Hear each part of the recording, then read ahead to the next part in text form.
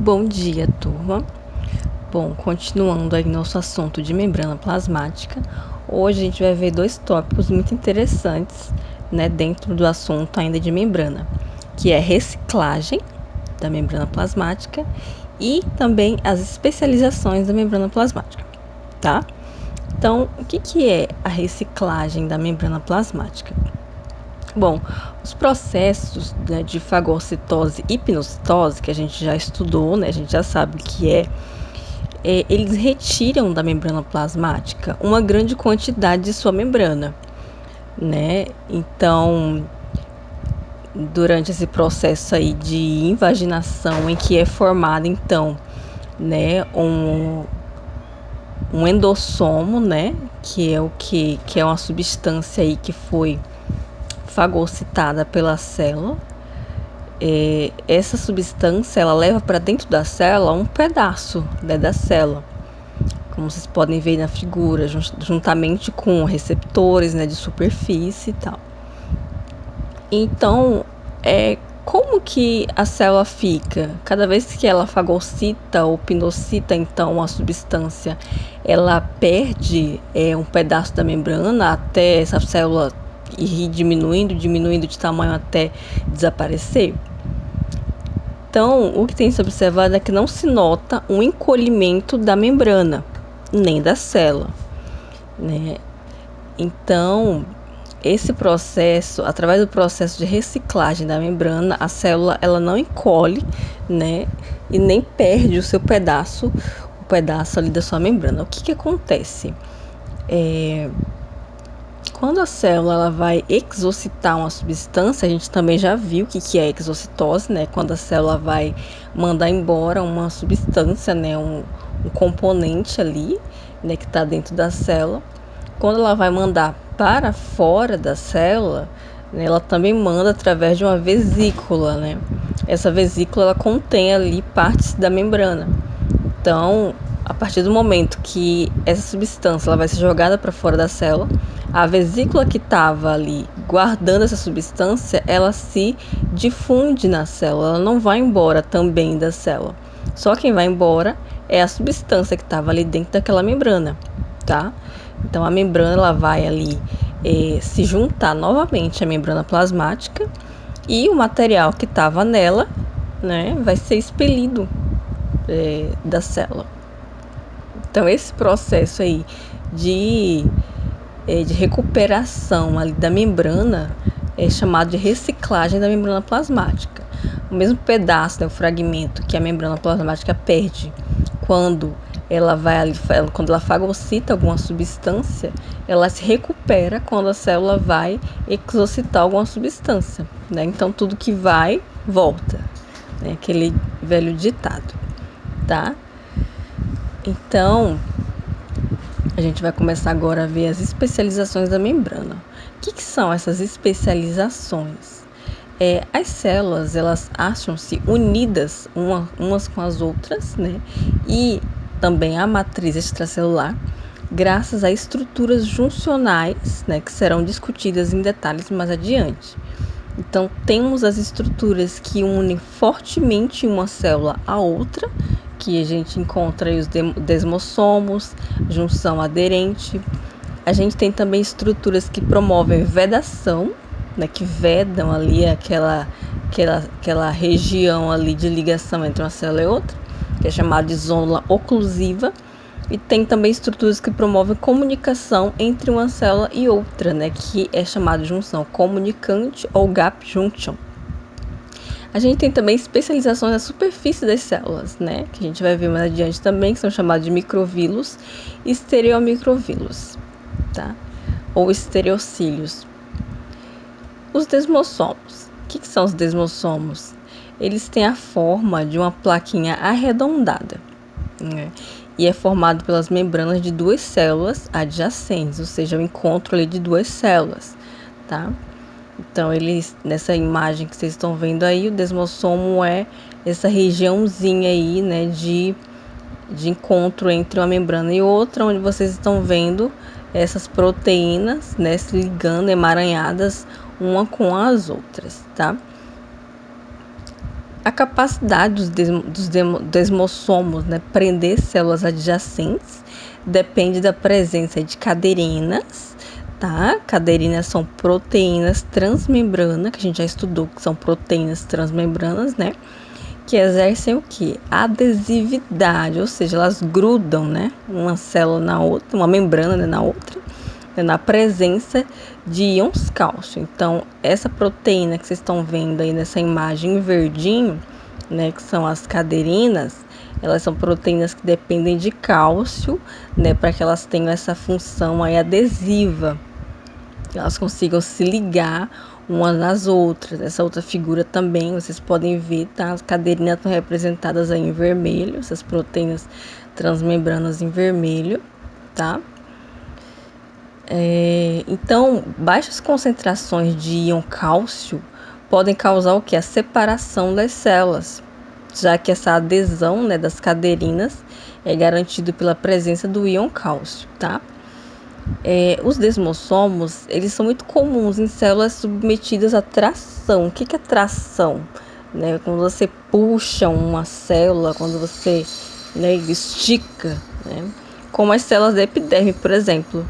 Então, um exemplo, quando você puxa uma pessoa pelo braço, você está puxando as células, né, da pele dessa pessoa também. E por que essas células não se rompem? Não se soltam uma das outras, né? Que a gente sabe que a gente é formado por milhões de células, uma grudada na outra. Então, quando você puxa uma pessoa pelo braço, por que essas células não se rompem, né? Entre outras substâncias, é por causa dos desmossomos, que garantem o quê? Essa adesividade de uma célula a outra, né? E é tão forte a ponto de não se soltar tão facilmente, né? Quando você puxa a pessoa pelo braço, né?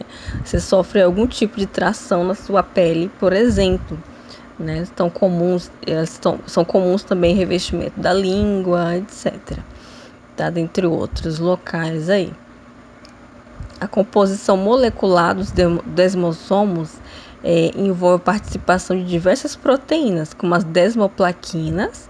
As desmoplaquinas são essas proteínas em verde que vocês estão vendo aqui nessa imagem, tá? Em vermelho vocês estão vendo as caderinas, né, que são proteínas transmembranas. Vocês podem ver que elas atravessam aí tanto a membrana, né, de uma célula quanto da outra, né?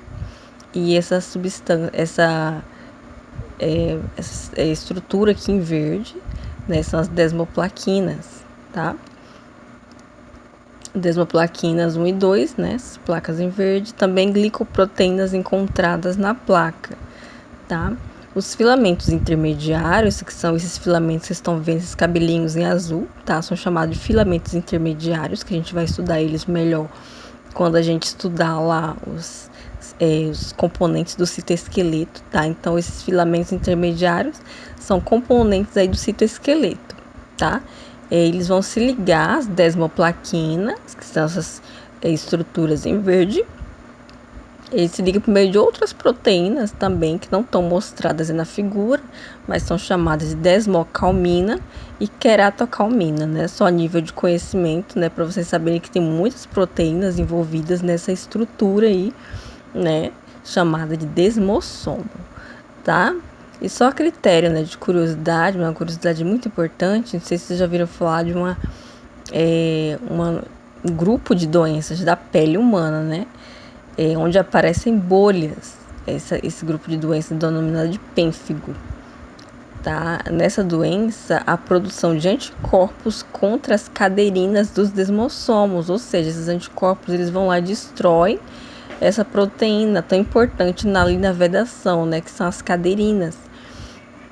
E aí o que acontece? Vai haver uma desorganização dos desmossomos, levando o quê? Um afastamento das células da epiderme, ou seja, a epiderme ela já não consegue mais ficar ali vedada certinho, né? Aí como consequência aparecem essas bolhas, né, na pessoa que tem essa doença, tá? Então para vocês verem a importância aí dessas proteínas de adesão, né, para garantir a integridade aí das nossas células, né? Bom, a gente tem também a junção aderente, tá? É uma formação encontrada em diversos tecidos, tá? Ela pode ter a forma de cinto contínuo ou circular oval. Então, assim como os desmossomos, né, elas também são sensíveis aos níveis do íon cálcio, tá? Então, o cálcio não é só importante ali para os desmossomos, é importante também para a junção aderente, tá? Então, elas podem se desorganizar, tá? Quando os níveis de cálcio estiverem muito baixos, levando também à separação das células, tá? Então, essa foi aí a junção aderente. A gente tem também outro tipo, né, de especialização da membrana, que é chamada zônula oclusiva, tá? O que é a zônula oclusiva? É uma faixa contínua em torno da porção apical de determinadas células epiteliais que veda total ou parcialmente, né, o trânsito de íons e moléculas por entre as células, tá? Então, as células, elas têm ali, elas apresentam um trânsito, né, de moléculas entre elas, tá? Então, as células, elas não são fechadas cada uma por si, elas trocam substâncias e tal. Então, essa zona oclusiva, ela vai vedar totalmente, né, ou seja, não deixar que nada atravesse, ou parcialmente, deixar que atravesse apenas alguns tipos de substâncias, tá? Então, essa zona oclusiva, ela vai ser responsável pela formação de compartimentos, né, separados. Então, ela vai unir as células formando uma barreira impermeável, tá? E ela também vai evitar a movimentação de moléculas entre diferentes domínios de membrana, tá? Então, ela vai ocluir, ela vai ali evitar mesmo a movimentação de acordo com a necessidade ali da célula, tá? A gente tem também outro tipo aí de especialização, tá? Que é a junção comunicante. A junção comunicante é também chamada de nexus, junção em hiato ou gap junction, tá? No inglês.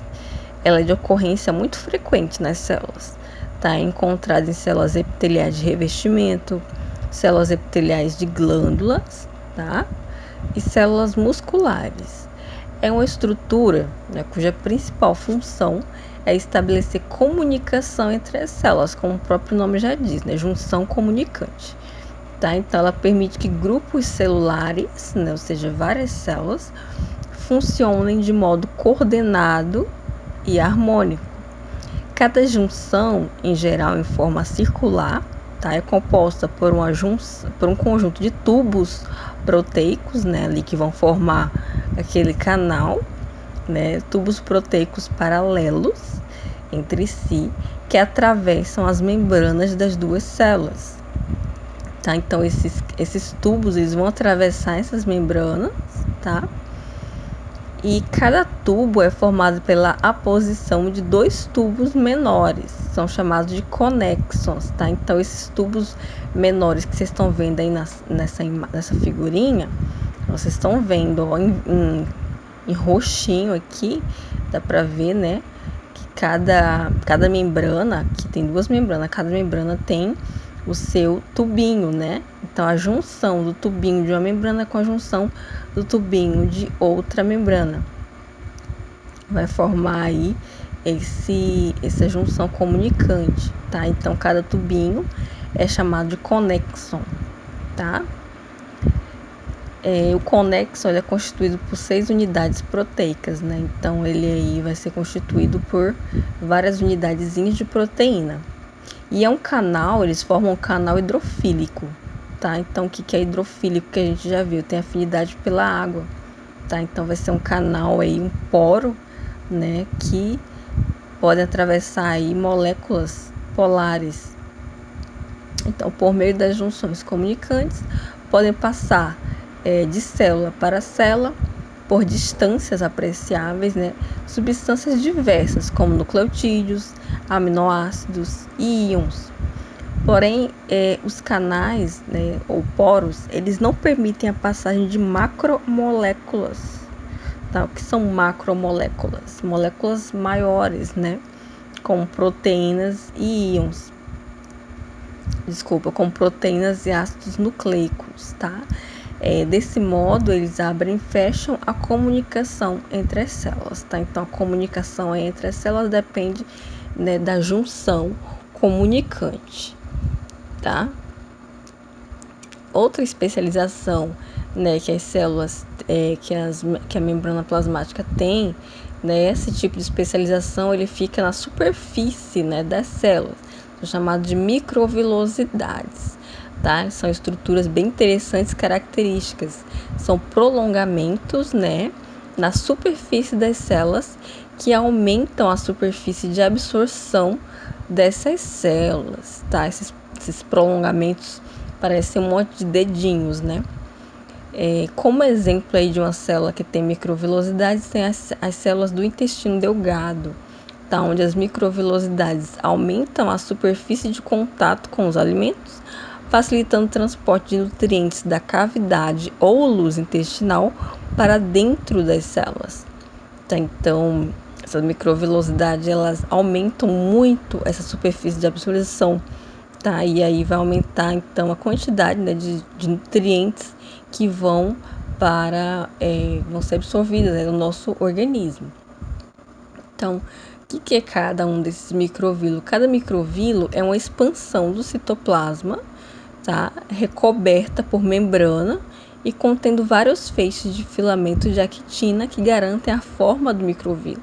Então, se eu perguntar o que garante essa forma de dedinhos, né, do microvilo, são os filamentos de actina, tá? Que também são estruturas do citoesqueleto que a gente vai estudar melhor quando a gente vê o assunto de citoesqueleto, tá? Mas a princípio vocês já sabem que o filamento de actina garante a forma do microvilo, tá certo?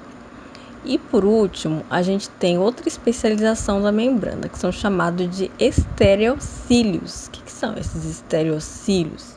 Né? São expansões longas e filiformes da superfície de determinadas células epiteliais.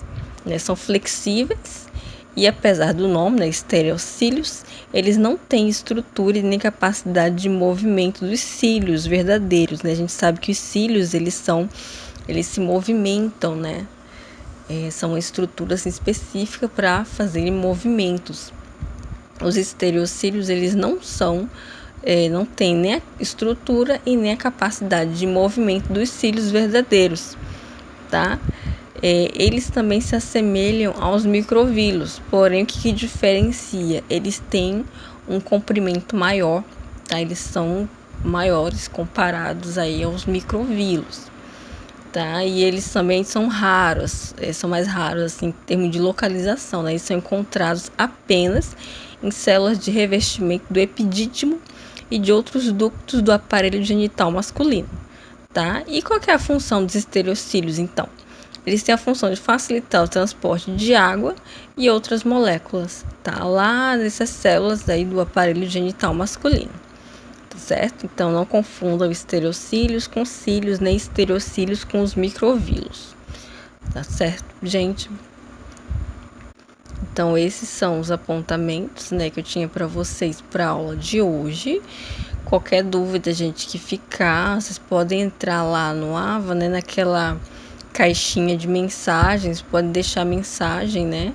Professora, eu fiquei em dúvida sobre a diferença do microvilo para o estereocílios, não tem problema nenhum, vou responder. Ou se vocês também quiserem algum material de apoio, algum capítulo de livro, né, para se aprofundar mais também, não hesitem, eu tenho aqui, eu mando para vocês, né, em PDF, tá?